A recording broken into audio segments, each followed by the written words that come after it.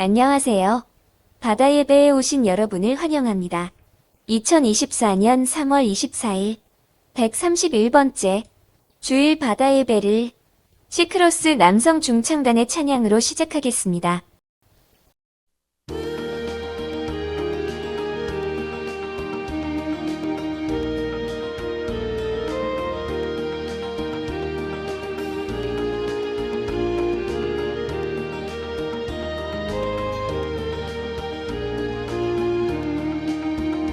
참 즐거운 노래를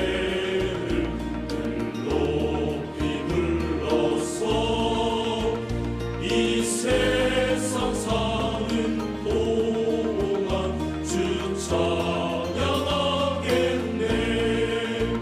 축복의 산에 올라 멀리 바라보니 나 건너가려 담강 뚜렷이 보이네.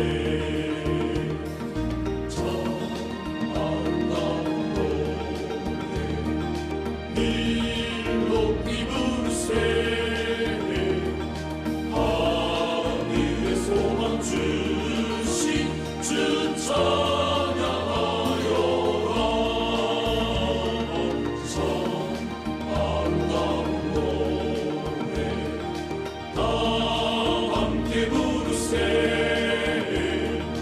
하늘의 기쁨 주신 주 찬양하여라.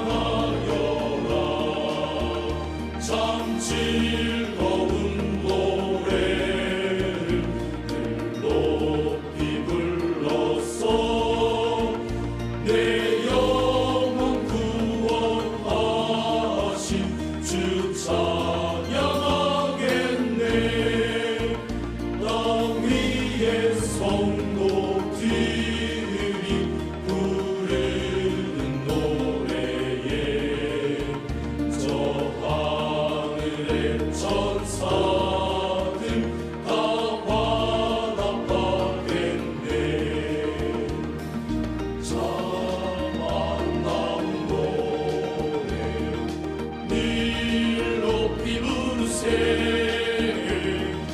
하늘의 소망 주신 주 찬양하여라. 참 아름다운 노래 다 함께 부르세. 하늘의 기쁨 주신 주 찬양하여라.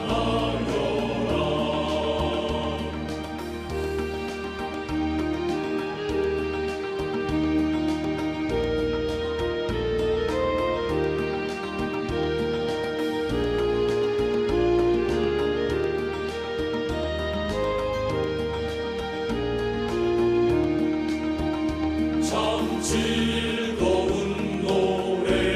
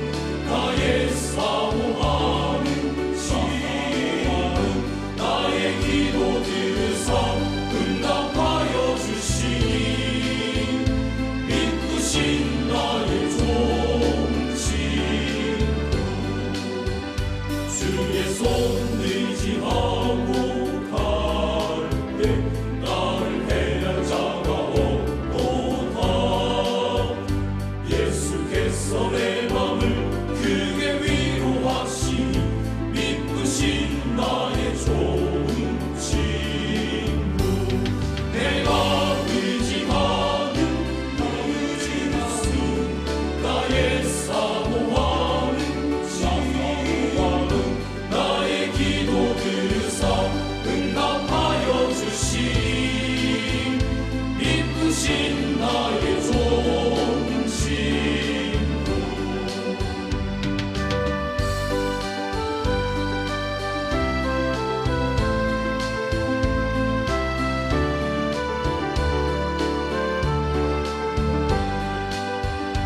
이후에 천국 올라가서 모든 성도들과 다 함께 우리들을 구하신 주를 찬양하리라.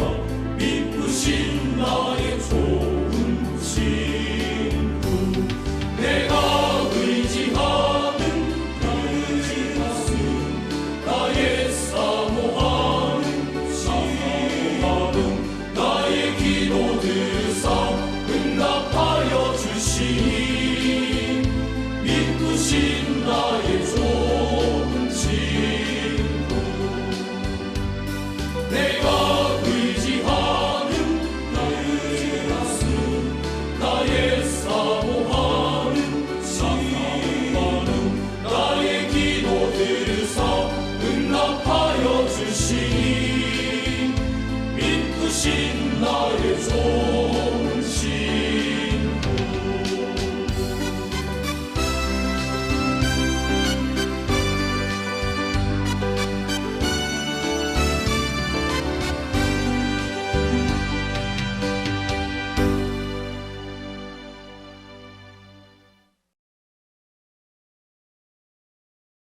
오늘 우리에게 주시는 하나님의 말씀은 요한복음 20장 24절부터 29절 말씀입니다. 12제자 중에 하나로서 디두모라 불리는 도마는 예수께서 오셨을 때에 함께 있지 아니한지라. 다른 제자들이 그에게 이르되 우리가 주를 보았노라 하니 도마가 이르되 내가 그의 손에 못자국을 보며 내 손가락을 그 못자국에 넣으며 내 손을 그 옆구리에 넣어 보지 않고는 믿지 아니하겠노라 하니라. 여드레를 지나서 제자들이 다시 집 안에 있을 때에 도마도 함께 있고 문들이 닫혔는데 예수께서 오사 가운데 서서 이르시되 너희에게 평강이 있을지어다 하시고 도마에게 이르시되 내 손가락을 이리 내밀어 내 손을 보고 내 손을 내밀어 내 옆구리에 넣어 보라. 그리하여 믿음 없는 자가 되지 말고 믿는 자가 되라. 도마가 대답하여 이르되 나의 주님이시여 나의 하나님이시니이다. 예수께서 이르시되 너는 나를 본 고로 믿느냐. 보지 못하고 믿는 자들은 복되도다 하시니라. 아멘. 김은석 목사님께서 도마의 신앙 고백이라는 주제로 말씀 전해주시겠습니다. 오늘도 예수 그리스도의 이름으로 살아내는 모든 바다 예배자분들을 주님의 이름으로 사랑하고 축복합니다. 예수님께서 부활하신 날 이 기뻐하기는커녕 두려움 속에서 벌벌 떨고 있던 사람들이 있었습니다. 그들은 예수님의 제자들이었죠. 제자들은 예수님께서 십자가에 못 박혀 돌아가신 후에 절망 속에 빠져 있었습니다. 이 제자들은 마가의 다락방의 모든 문들을 닫고 숨어 있었습니다. 잠근 것은 이 다락방에 있는 문만이 아닙니다.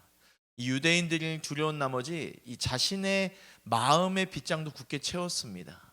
예수님이 이 십자가에 달려 죽었으니 이제 자기들도 붙잡혀서 이 십자가에 못 박혀 죽을지도 모른다고 겁을 먹고 있었기 때문이죠. 그곳에 누가 찾아오셨습니까? 예수님께서 찾아오셨습니다. 제자들 가운데 서신 이 예수님께서 제자들에게 2번씩이나 똑같은 인사를 하셨습니다. 너희에게 평강이 있을지어다. 제자들은 예수님께서 돌아가신 그 순간에, 그것도 십자가에 못 박혀 돌아가신 그 순간 이 평안을 잃어버렸습니다. 예수님이 큰 죄를 지어서 이 십자가에 못 박혀 돌아가신 게 아니지요. 예수님은 우리의 죄를 위해 십자가에 못 박힌 것입니다. 그런데 제자들이 그것을 몰랐습니다. 예수님께서 이미 이 부활에 대해서 제자들에게 여러 차례 말씀하셨지만 제자들은 예수님의 부활을 전혀 기대하지 않았던 것 같습니다. 이 예수님이 죽었다고 생각한 제자들은 그것이 끝이라고 생각했습니다. 그것이 제자들의 마음에서 평안을 빼앗아간 이유입니다. 예수님께서 제자들의 상태를 너무나 잘 알고 계셨어요. 그래서 이 평안의 인사를 2번씩이나 하신 것입니다. 평안의 인사를 마치고 난 후에 예수님은 제자들에게 이 못자국 난 손과 창자국이 나 있는 옆구리를 보이셨습니다. 그때까지도 제자들이 예수님을 어느 귀신으로 착각하고 있었기 때문이죠. 제자들은 예수님의 손과 옆구리에 난 고난의 흔적을 보았습니다. 제자들은 예수님께서 내미신 이 고난의 흔적을 보고 예수님이신 줄을 알고는 이 기뻐하는 장면들을 우리가 성경에서 찾아볼 수 있습니다. 이 부활의 주님이 계신 그 집은 이제 더 이상 두려움이 가득한 장소가 아니라 예수님으로 인해서 기쁨과 평안이 넘치는 천국이 되었습니다.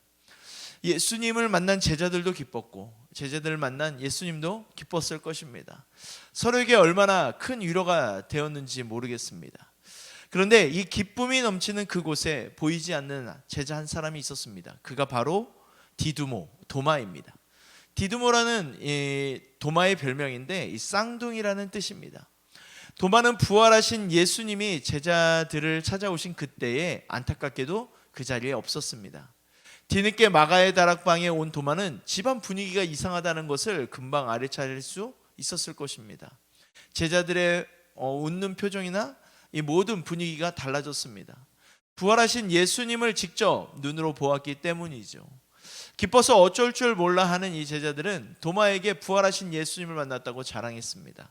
우리가 주를 보았노라 라고 이야기했습니다. 하지만 도마는 부활하신 예수님을 만났다는 이 제자들의 말을 믿지 못했습니다. 도리어 도마는 제자들에게 큰 소리를 내었죠. 우리가 잘 알고 있는 이야기죠. 내가 그 손의 못자국을 보며 내 손가락을 그 못자국에 넣으며 내 손을 그 옆구리에 넣어보지 않고는 믿지 아니하겠노라 라고 이 요한복음 20장 25절에 말씀하고 있습니다. 이 제자들도 예수님의 손과 옆구리에 나 있는 고난의 흔적을 보고서야 예수님께서 부활하신 사실을 믿을 수 있었습니다. 따라서 도마가 자신의 눈으로 직접 예수님께서 당하신 이 십자가의 고난의 흔적을 보고서야 예수님의 부활을 믿겠다라고 말한 것은 저는 잘못된 요구가 아니라고 생각되어집니다. 도마가 하나 잘못한 게 있다라면 저는 부활의 주님께서 이 마가의 다락방에 있던 제자들을 만나러 오셨을 때 왜 그 자리에 있지 않았냐라는 것이죠. 그럼 이 제자들이 다락방에 숨어 있을 때 도마는 도대체 어디에 있었던 것일까요? 비겁하게 도망을 친 걸까요? 아니면 부활하신 예수님께서 제자들을 만나러 온 그 중요한 시간에 어떠한 일을 버려놓은 것이 있어서 일을 하러 갔을까요? 왜 도마가 그 자리에 없었을까요? 저는 말씀을 묵상하면서 이 도마의 직업과 이 성격을 생각해 보았습니다. 도마의 직업은 어부가 아니었습니다. 목수였습니다. 도마는 좀 다른 제자들과 다른 것이 있었는데 아주 꼼꼼한 성격의 이 소유자였다라는 것이죠. 도마의 그런 꼼꼼한 태도는 이 목수라는 그의 직업에서 비롯된 것이라고 생각되어집니다. 어부는 정확성과 꼼꼼함보다는 언제 발생할지 모르는 일에 대해서 순발력이 필요한 직업이죠. 언제 바다로 나아가야 할지, 어디에 그물을 내려야 할지, 언제 힘을 다해서 그물을 당겨야 할지 즉각적으로 알아야 합니다. 하지만 목수는 어부와 좀 다르죠. 목수는 이 즉흥적으로 순발력으로 감으로 일하지 않습니다. 목수는 무엇을 만들 때 항상 정확한 치수를 계산하죠. 조금이라도 오차가 생기면 안 되기 때문입니다. 이런 직업 의식을 가진 이 도마의 장점이 바로 이 솔직하다라는 것입니다. 모르면 모른다고 말하고 이해가 안 되면 안 된다라고 말하는 것. 요한복음 14장에 보면요, 예수님께서 제자들에게 함께 마가의 다락방에 모여서 마지막 식사를 하시는 장면이 나옵니다. 그때 예수님은 제자들에게 이제 내가 곧 제자들을 위한 처소를 예비하러 하늘나라로 간다라고 말씀하셨습니다. 이 말씀을 듣고 베드로를 비롯한 그 어떤 제자도 예수님께 질문하지 않습니다. 저는 나중에 이 예수님께서 고난당하시고 십자가에 못 박히셨을 때 이 제자들의 행동을 보았을 때 잘 알아서 질문 안 한 게 아니라는 것을 알게 되었습니다. 예수님께서 지금 어디로 가시는지 제자들은 알지 못한다라는 것이죠. 또 예수님께서 가시는 그곳에 어떻게 가는지도 몰랐습니다. 그런데 그런 상황 속에서 도마가 한마디 했습니다. 그 질문이 요한복음 14장 5절 말씀입니다. 도마가 이르되 주여, 주께서 어디로 가시는지 우리가 알지 못하거늘 그 길을 어찌 알겠삼나이까? 라고 성경에서 이야기하죠. 정확한 성격, 꼼꼼한 성격의 소유자인 이 도마의 솔직한 질문에 예수님께서 하신 대답이 바로 우리가 잘 알고 있는 이 말씀입니다. 요한복음 14장 6절, 내가 곧 길이요 진리요 생명이니 나로 말미암지 않고는 아버지께로 올 자가 없다라고 이렇게 말씀하셨죠. 도마가 부활하신 예수님께서 이 제자들을 찾아오신 그 현장에 없었던 이유는 저는 이 앞에 있었던 말씀을 통해서 좀 묵상할 수 있었는데, 도마가 제자들이 다 함께 모여있던 자리를 잠시 떠날 수밖에 없었던 이유는 이 도마가 내뱉었던 이 말 한마디 때문이 아니었을까 생각해 봅니다. 도마는 함부로 말을 내뱉는 성격이 아니기 때문에 아마 자신이 한 말 때문에 힘들어하지 않았을까라고 생각했습니다. 한 번은 예수님께서 사랑하는 친구 나사로가 죽었다는 소식을 듣고 이 나사로를 살리기 위해 이 유대로 다시 가자고 말씀하신 적이 있습니다. 이것이 요한복음 11장에 나오는 이야기였습니다. 그런데 그때 상황은 어떠한 상황이었냐면 유대인들이 예수님을 돌로 쳐 죽이려고 노리고 있던 때였습니다. 그래서 제자들은 예수님을 보호하기 위해서 제발 유대로 가지 말라고 부탁드렸습니다. 하지만 예수님은 제자들의 만류에도 불구하고 나사로를 살리려 이 유대에 가셨죠. 그때 다른 제자들은 아무 소리 안 하고 가만히 있었습니다. 그런데 도마는 다른 제자들에게 한마디 했습니다. 그 내용이 이 요한복음 11장 16절입니다. 디두모라고 하는 도마가 다른 제자들에게 말하되 우리도 주와 함께 죽으러 가자라고 이렇게 외쳤습니다. 도마의 성격으로 보았을 때 아무 생각 없이 즉흥적으로 이런 말을 했을 리가 없습니다. 평소 그렇게도 꼼꼼하고 정확한 도마이기에 많은 생각을 하고 아마 이런 말을 했을 것입니다.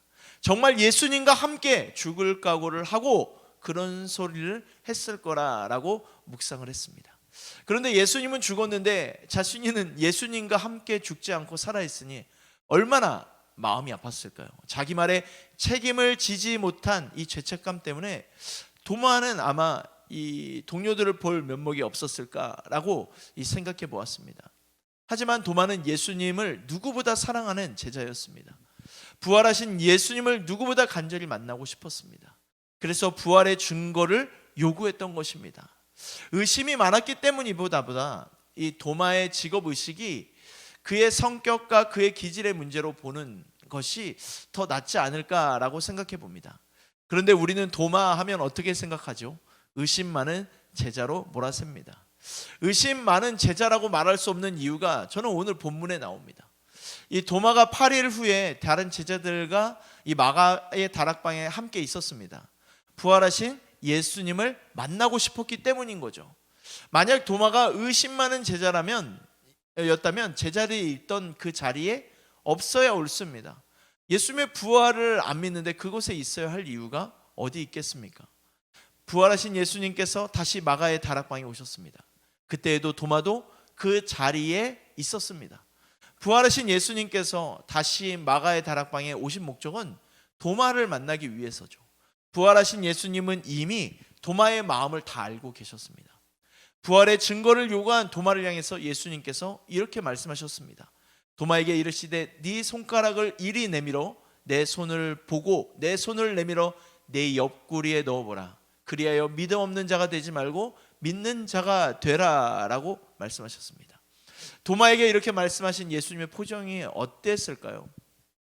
나를 믿지 못하냐 하면서 화가 나서 말씀하셨을까요?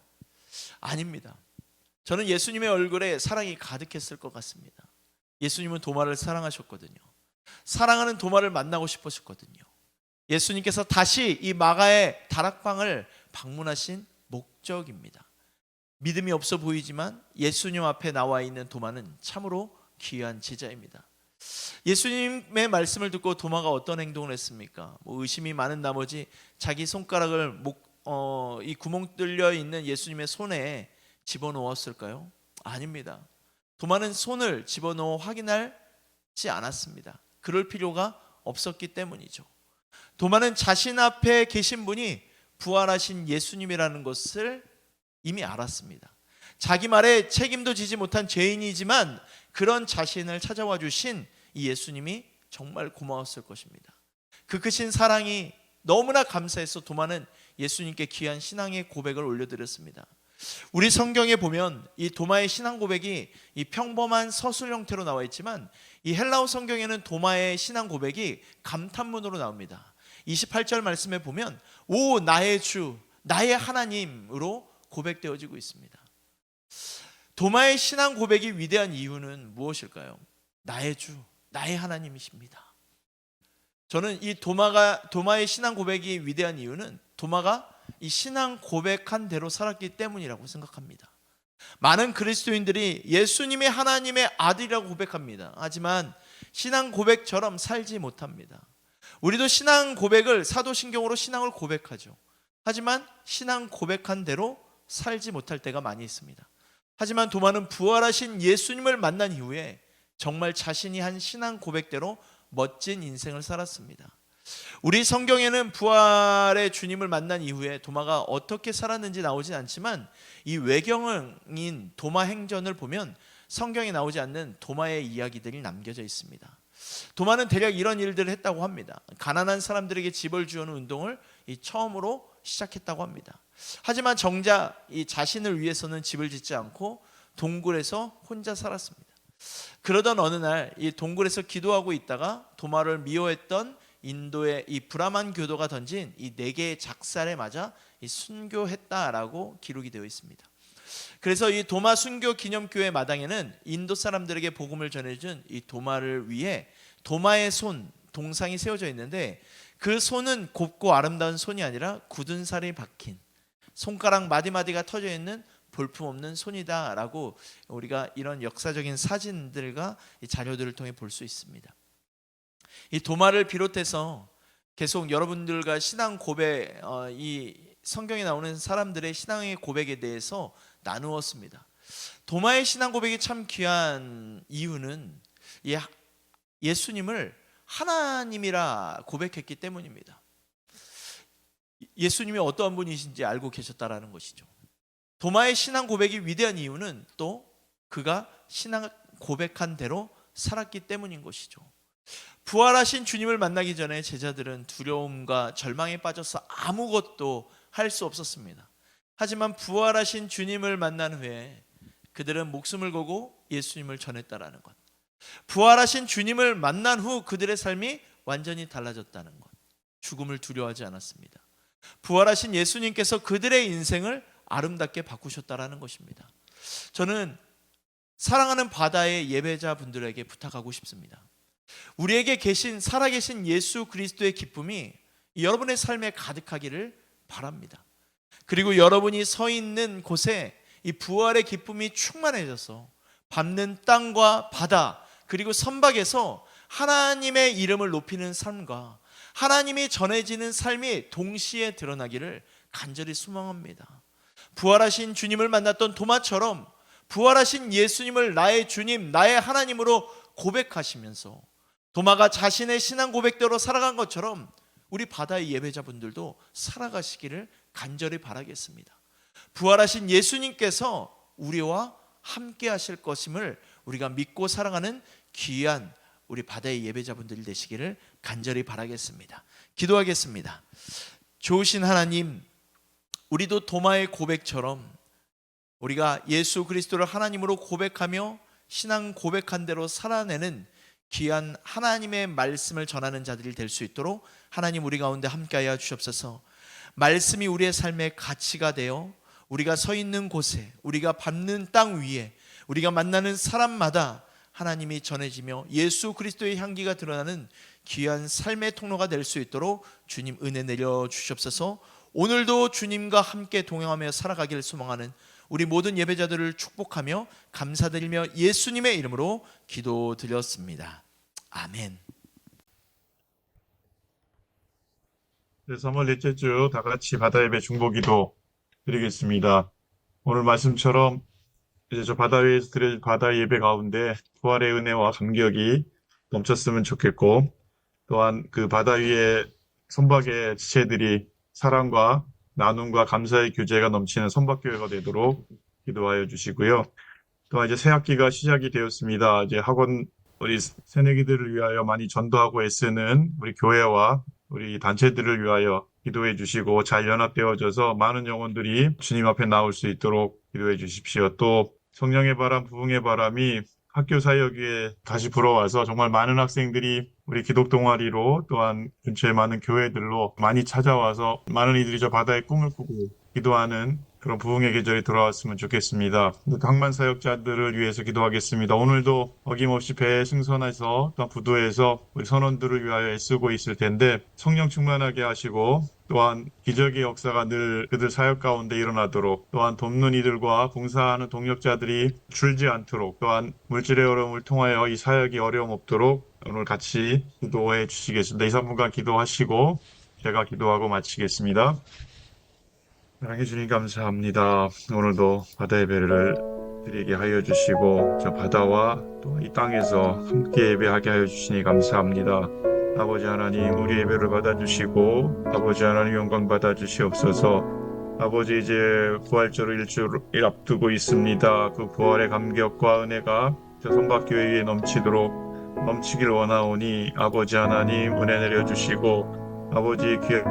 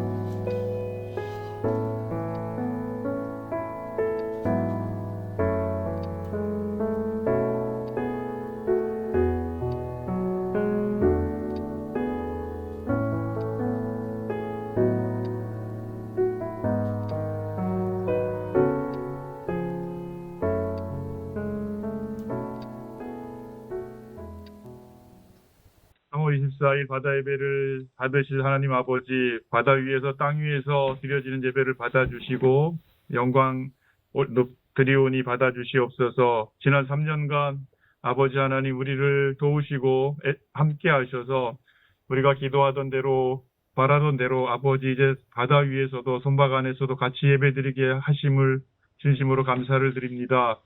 아버지 하나님 이제 다음 주 부활절을 앞두고 오늘 말씀처럼 도마의 고백처럼 부활의 감격이 바다 위에 선박교회 위에 함께하여 주시고 놀라운 주님의 은혜가 넘치는 바다 선박교회 예배가 되게 하여 주시옵소서. 우리 지체들 귀한 선박교회를 통하여 사랑과 나눔과 감사의 교제가 실천되는 선박교회가 되게 하시고 그들의 그 삶으로 인하여 다른 선원들에게 복음의 통로가 되게 하여 주시옵소서. 새학기를 맞아서 아버지 하나님 많은 교회와 단체들이 기독 동아리들이 우리 새내기들을 위하여 복음을 전하기 위하여 애쓰고 있습니다. 많은 학생들이 주님을 영접하게 하시고 또한 주님 많은 이들이 교회로 나올 수 있도록 주님 인도하여 주시옵소서. 성령의 바람, 부흥의 바람이 학연 사역에 함께하여 주시고 학원에서 불어오는 그 귀한 사역들이 저 바다 위로 널리 퍼져나가도록 인도하여 주시옵소서. 아버지 하나님 오늘도 저 바다 위에서 부두에서 선박 위에서 애쓰시고 있는 또한 항만 사역자들이 있습니다. 그들의 사역이 함께하여 주시고 놀라운 기적의 역사가 늘 그들의 사역 위에 있게 하여 주시옵소서. 건강으로 지켜주시고 더 돕는 이들이 줄어들지 않도록 하여 주시고 동역자들이 많아지게 하시고 물질의 어려움으로 그 일을 못하는 일이 없도록 아버지 하나님 흔들어 넘치도록 부어 주시옵소서. 또한 이 바다 예배를 위하여 애쓰고 수고하는 많은 이들이 있습니다. 아버지 하나님 지치지 않게 하시고 조금씩 퍼져가는 이 하나님께서 역사하시는 이것들을 보면서 아버지여 더 큰 꿈과 열정과 사랑을 갖게 하여 주시옵소서. 오늘 이 바다 예배를 통하여 예배드릴 모든 지체들에게 함께 하여 주시고 놀랍고 즐겁고 기쁜 감사의 하루가 되게 주님 인도하여 주시옵소서. 이 모든 말씀 예수님의 이름으로 기도드립니다. 아멘.